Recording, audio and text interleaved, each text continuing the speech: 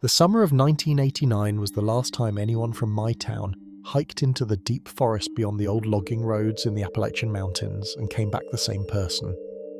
My name is Laura Whitaker, and back then I was 26 years old, working seasonal jobs around small towns scattered along the mountains not far from the long stretch of wilderness that hikers know as the Appalachian Trail. I wasn't a thrill seeker or some urban tourist looking for adventure. I grew up around these mountains. My father had been a forest surveyor, and by the time I was 16 I knew how to read a compass, track trails, and survive alone in the woods for days if I had to. That summer I had taken a temporary job delivering equipment and supply notes between two survey camps that were mapping older logging routes deep inside a stretch of forest locals simply called Black Hollow. The job paid well enough that I didn't question why the company struggled to keep workers willing to travel through that valley. I assumed it was just the usual Appalachian superstition. Every mountain town has stories about certain places where people swear strange things happen in the woods. Growing up, I had heard them all. People talked about lights moving between trees at night, voices calling hikers by name, and trails that seemed to shift when you tried to leave them. Most of us dismissed those stories as old mountain folklore meant to scare kids away from wandering too far into the forest. The first 2 times I travelled through Black Hollow, nothing unusual happened. But I remember feeling something strange about that valley the moment I first entered it. The forest there felt older than anywhere else in the mountains, the trees so thick that sunlight barely reached the ground even in the middle of the afternoon. The deeper I walked, the quieter it became, until eventually I realised I hadn't heard a single bird for nearly an hour. In most forests you hear something constantly, birds, squirrels, insects moving through leaves. But in Black Hollow, the silence pressed against your ears like the entire valley was holding its breath. I told myself I was imagining things. When you walk alone for long hours, your mind starts noticing details you normally ignore. Still, the feeling stuck with me during each trip through that valley, like the woods were aware of me somehow. On my 3rd trip that summer, I noticed something that had not appeared on any of the survey maps the company had given me. About halfway through the hollow, a narrow trail branched away from the main path we used to travel between camps. Beside it stood an old wooden trail marker nearly swallowed by moss and vines. The sign looked ancient, the carved letters barely visible after years of rain and wind. If the late afternoon sun hadn't struck the wood at just the right angle, I might have walked right past it without noticing anything unusual. The carving read Black Hollow Trail, 3 miles. I stood there for several minutes studying it. The survey maps were extremely detailed and included even the smallest logging paths left over from timber operations decades earlier. Yet this trail was not marked anywhere. That meant one of 2 things. Either the trail had been forgotten long before modern maps were drawn, or someone had deliberately left it off. Curiosity has always been my worst habit, and after staring down that narrow path disappearing between the trees, I decided to follow it just far enough to see where it led. At first, it looked like any other old mountain trail. The ground was packed smooth beneath a thick layer of fallen leaves, and the trees leaned close together overhead, forming a tunnel of branches that filtered the sunlight into dim green shadows. But after walking perhaps 15 minutes, I began to notice something that made the back of my neck prickle.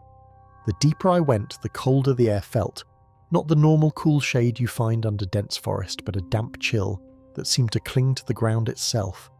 Even stranger was the silence. The hollow had been quiet before, but along this forgotten trail the silence felt unnatural, like the forest had been emptied of life entirely. No birds, no insects, not even the distant rustle of animals moving through brush. It was the kind of silence that makes your own footsteps sound too loud. Eventually the trail opened into a small clearing surrounded by towering hemlock trees, and in the centre stood an old wooden shelter that looked like it had been built by hikers decades earlier. Half the roof had collapsed and the beams were warped with rot, but the structure was still standing well enough to provide cover from rain. I stepped inside out of curiosity, and immediately noticed a small wooden table near the back wall. Sitting on that table was a weathered leather notebook.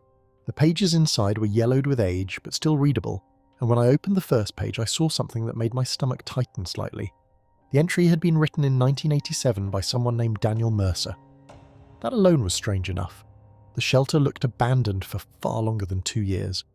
Mercer had written several short notes about hiking through the valley and camping in the shelter overnight. At first, the entries sounded normal enough, but the last line on the page had been written in handwriting so shaky it looked like the pen had nearly torn the paper. The sentence read, "If you hear someone calling your name from the woods, do not answer." I remember laughing quietly when I read that line. It sounded like exactly the kind of dramatic nonsense bored hikers sometimes write in logbooks to scare whoever reads it next. I flipped through several more pages expecting to find similar jokes from other travellers, but instead I noticed something that slowly drained the amusement from my face. Nearly every entry mentioned the same thing. Voices in the forest, people calling from somewhere beyond the trees. Some of the hikers wrote that the voices sounded like strangers. Others said they sounded like friends or relatives. One man wrote that he heard his own sister calling his name even though she had died 3 years earlier. The final entry in the book had been written only a few days after the first one, and the handwriting looked frantic and uneven, as if the person writing had been shaking badly. The message was short. It said, "The longer you stay here, the better it learns your voice." At that exact moment, something moved in the trees just beyond the shelter, and I heard a sound that froze me completely still. Someone whispered my name from somewhere deep in the forest behind the clearing. For several seconds, I remained completely frozen inside the shelter, staring toward the dark wall of trees beyond the clearing, while my mind tried to convince me that what I had heard was nothing more than wind passing through the branches. Forests are full of strange sounds, and when you spend enough time alone in them, your brain has a habit of turning ordinary noises into something far more unsettling. But the problem with that explanation was simple. The air around the clearing was completely still. The tall hemlock trees surrounding the shelter were not moving at all, and the silence that filled the hollow remained so deep that I could hear the faint creaking of the shelter's old wooden beams as they shifted slowly under their own weight. Then the whisper came again. This time it was clearer. Laura. My name drifted softly between the trees in a voice so familiar that for a moment I felt my chest tighten with confusion rather than fear. The voice sounded almost exactly like my younger brother Daniel. The only problem with that was Daniel lived nearly 800 miles away in Ohio and had never once visited the Appalachian Mountains in his life. I stepped slowly out of the shelter, every instinct in my body telling me that leaving the clearing would be a mistake. But curiosity has a strange power over the human mind when something impossible presents itself directly in front of you. The clearing was dim now as evening settled deeper into the forest and shadows stretched between the trunks of the hemlocks like dark corridors leading into the hollow beyond. I listened carefully, but the whisper did not come again. At least not at first. I told myself someone else must be hiking nearby and perhaps they had mistaken me for someone they knew. It was the only explanation that made any sense, so I called out cautiously into the trees asking if someone needed help. My voice sounded unnaturally loud in the silence, and the moment the words left my mouth, I felt a strange wave of regret for speaking at all. The forest answered, with nothing but quiet. I waited for nearly a full minute before convincing myself that whatever I thought I heard had probably been my imagination. I had spent most of the day hiking alone, and fatigue can play tricks on the mind, especially in places as isolated as Black Hollow. The sun was dropping fast behind the ridges, and I realized that if I didn't leave soon, I would be forced to spend the night in that shelter whether I wanted to or not. I packed the logbook back onto the table and stepped away from the structure, intending to return to the main trail and continue toward the survey camp where I was supposed to deliver the equipment list before morning. But just as I reached the edge of the clearing, the whisper returned once more. "Laura, wait." This time the voice sounded closer, much closer. I spun around instantly, scanning the tree line, but saw nothing, except rows of dark trunks disappearing into the growing dusk. The voice was still unmistakably my brother's. Same tone, same cadence, the exact same way he used to call my name when we were children playing in the woods behind our house. The sound came again, drifting from deeper inside the forest to my right. "Laura, over here."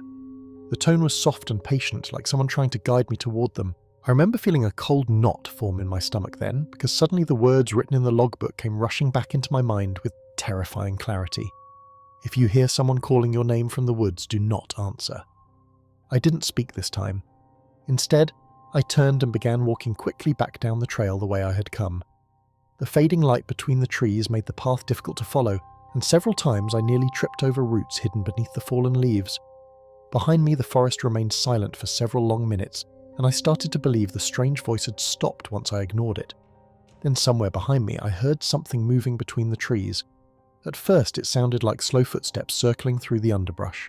Not running, not chasing, just moving quietly in the same direction I was traveling, but always staying somewhere beyond the trail itself. I quickened my pace, trying not to look back, even though every nerve in my body screamed at me to turn around and see what was following me through the hollow. The footsteps continued for nearly half a mile, always just far enough away that I couldn't see anything moving between the dark tree trunks. Then suddenly they stopped. The silence returned so abruptly it felt like someone had slammed a door shut behind me. I slowed down, listening carefully, but the forest had gone completely still again. No footsteps, no whispering voice, nothing. For a moment I allowed myself to believe that whatever strange thing had happened near the shelter was finally over. That was when I reached the place where the old trail marker should have been, only it wasn't there anymore. The wooden post that had pointed toward the shelter less than an hour earlier had completely vanished from the side of the path.